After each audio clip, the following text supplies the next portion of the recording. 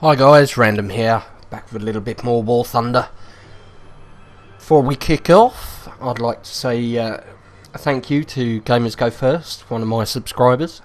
He commented on my last video, and he didn't turn into a pumpkin, so it does prove you can do it if you want to, so feel free. He's basically made the suggestion that I should concentrate on the German and USA Air Forces.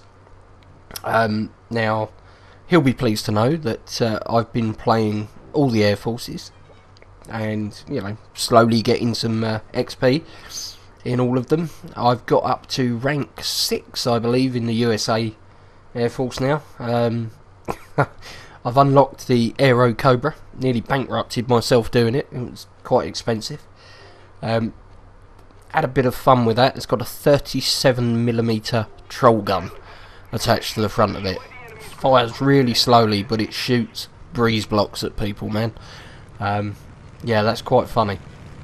Unfortunately, today, when I was playing the USA games, yeah, the footage wasn't particularly brilliant. My team wasn't particularly brilliant, so yeah, it didn't make for very entertaining stuff.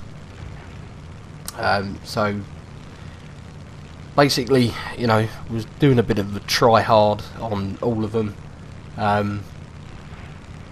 Got to the point really where I was kind of like, yeah, you know what, I'm just going to play for fun, and I left the recording going. This is the game that you know, I first relaxed into, if you like, and it was quite a good game. So yeah, flying around in the Japanese low-level stuff, reserves, level 1. I think this is a level 0. If you don't know about the tech tree in this game, you can get on, I don't know if it's all the Air Forces, but you can get on some of them a level 0 plane. So you don't need to rank up to buy it, you can buy the plane. And fly it around in the, you know, reserves match. So yeah, it gives you an extra aircraft. Okay, a few things I want to cover today. First one is Ni no Kuni. Now, it's been a couple of weeks now since I put a Ni no Kuni video up. That's not because I'm, you know, any particular reason, actually. It's been a number of things that have conspired against me having time to record. I've had a couple of days where I've not been particularly well, so, you know, I'm just not in the mood to record then. I've obviously been at work, had a few shifts where it's just not conducive to recording. You know, if I'm leaving for work at 1 in the afternoon, you're kind of a bit tight on time, so I've not really been able to do that.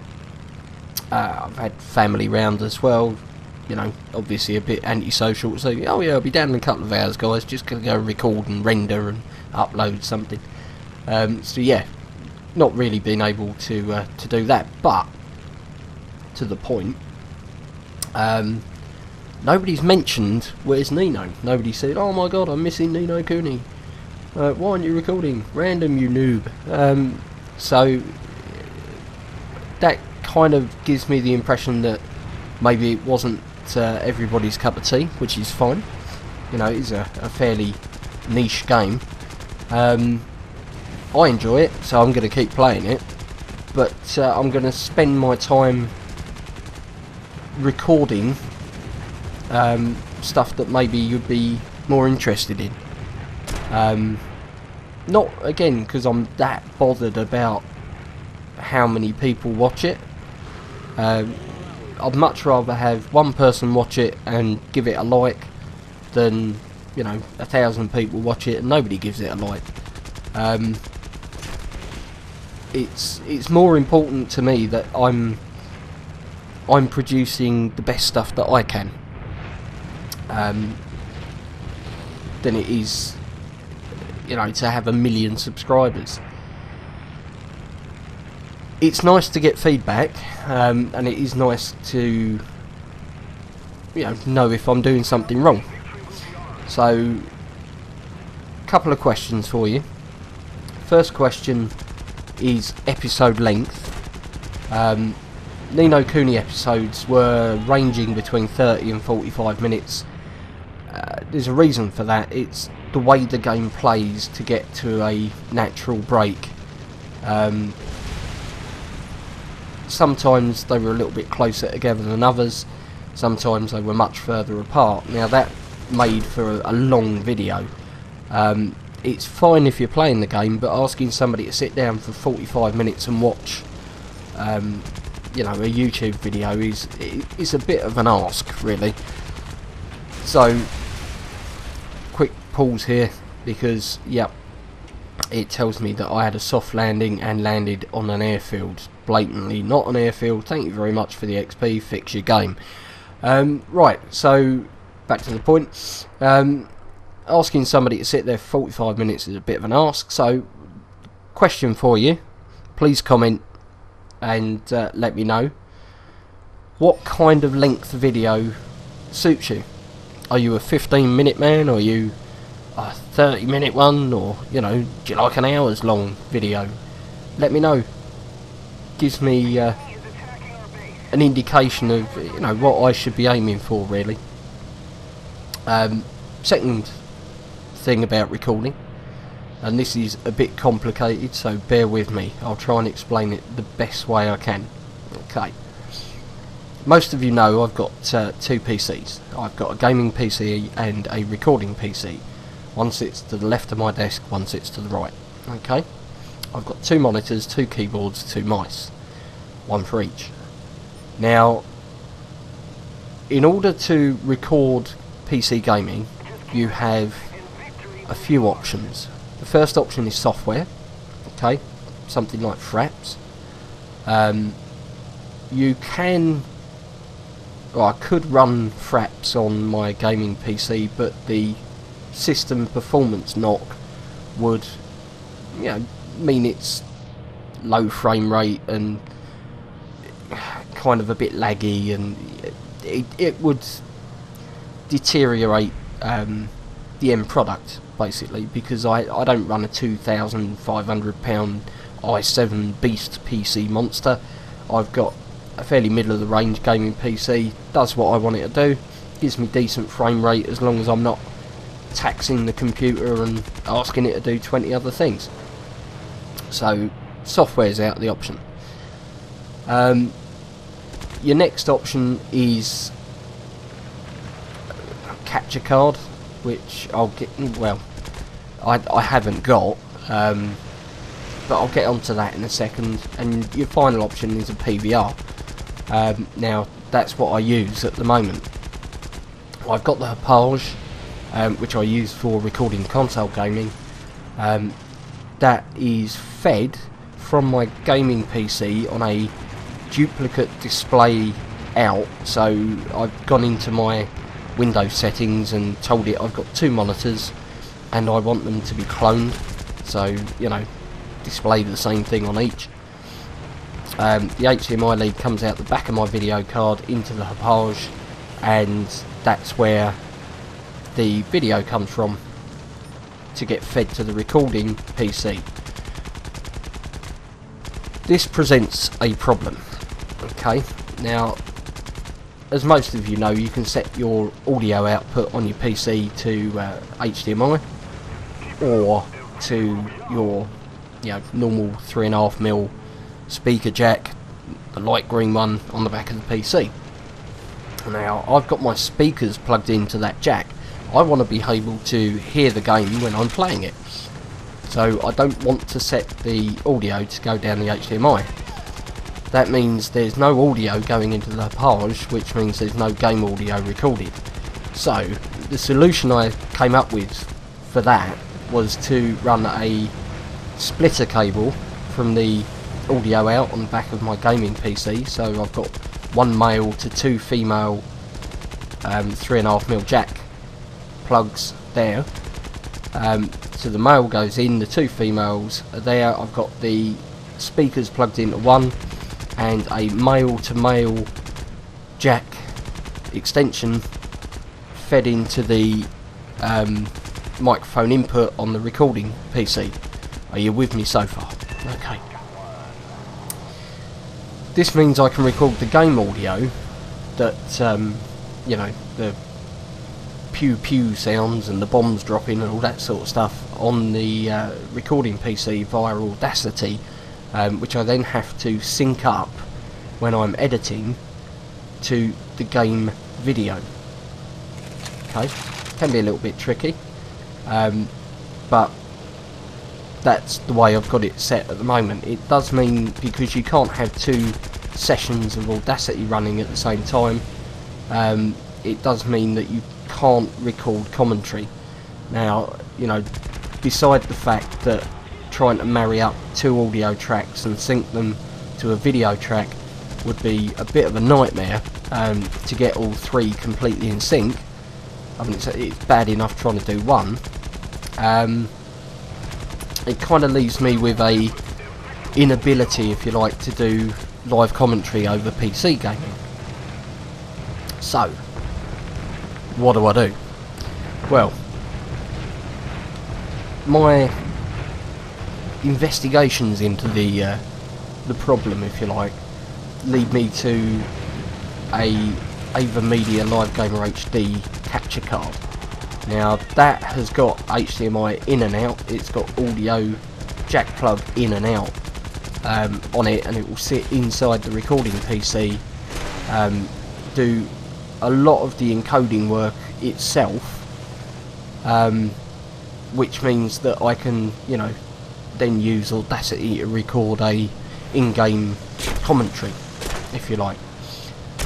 One small problem with the capture card is that it is about 160 quid, so it isn't cheap. Now I'm happy to make an investment and buy one, but I need to know from you guys really what kind of stuff you'd be interested in watching. Are you interested in watching War Thunder? Are you interested in watching SimCity? Or, you know, I don't do first person shooters on PC. I'm not particularly good at them. I enjoy this type of game really on you know, PC and consoles for the shooters, mainly because I don't know, I just enjoy the graphical ability, if you like, of PC gaming, in games that you've got the time to enjoy it, you know. It's personal preference anyway, but would you be interested? You know, tack me down a response in the comment box below, let me know, and it'd be interesting to get a bit of feedback, you know, on length of video, whether you'd be interested in PC gaming, you know, whether it's worth the investment of my hard-earned cash in buying something to help me record. So yeah, be interesting to hear your thoughts on that. I've had a few new subs lately. Thank you very much to you if you're one of them, and you know, welcome to the channel. It's very much a open channel of communication, so if you are new and you want to ask a question, you can feel free to tap one in the comment box on a video. You can send me a message on YouTube, or you could go to my channel, excuse me, and you'll see a link to my Facebook page. You can, you know, go and like that and ask me a question on there. Feel free. I don't bite. There's plenty of ways to get hold of me if you've got a comment or a suggestion. Any sensible feedback is appreciated. whether you think I'm doing something right or wrong. Let me know.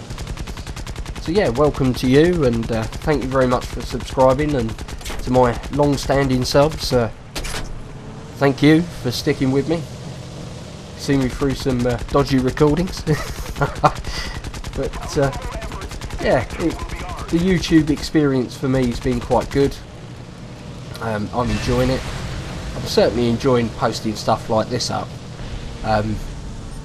Yeah, it's not educational as far as I'm not sitting here telling you all about the aircraft and the history of the aircraft and this, that and the other. I'm kind of letting you make your own judgment as to whether or not an aircraft is any good just by watching it visually. My skill level doesn't go up or down with whatever aircraft I'm in, so you can tell if I'm pulling off manoeuvres like that this particular aircraft handles fairly well, whereas the first two I was out in, yeah, maybe I was flying them wrong, but you could see that the handling on them was a bit laggy, not because I was suffering game lag, but because the aircraft just didn't respond quickly.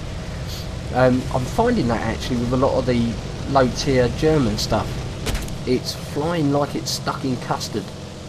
You go to turn and the roll rate, the rate at which the aircraft will roll, if you like, is very low. So you go to get your wings down like that, and it will take an age before the thing finally lumbers round and turns, and eventually, but by the time you've done that, you've been shot down. So I am finding them quite hard work. Yeah, that was a little bit too close to the ground there. Maybe it will take me a little while to get used to the different styles of plane, if you like, and the way at which they perform and they handle. But yeah, I'm practicing. I'm still relatively new to the game. If anybody else is playing this, you'll know that there is a bit of a learning curve, and yeah, I'm plodding away at it, plodding away. We're coming to the end of the game there. You can see that I'll roll a little bit there. That's the roll rate I'm talking about, the rate at which you can do that. Have a quick look. Yeah, top of the tree. Everyone else really was that bad, but we'll have a quick look at the old points there. You see, even there, all those ground kills are still not that many silver lines. So come on, fix your economy, Gaijin. Anyway, that's enough from me now. Thank you ever so much for watching, and yeah, for now it's Random saying drop me a comment. I'm signing off. Take care, guys. Catch you soon.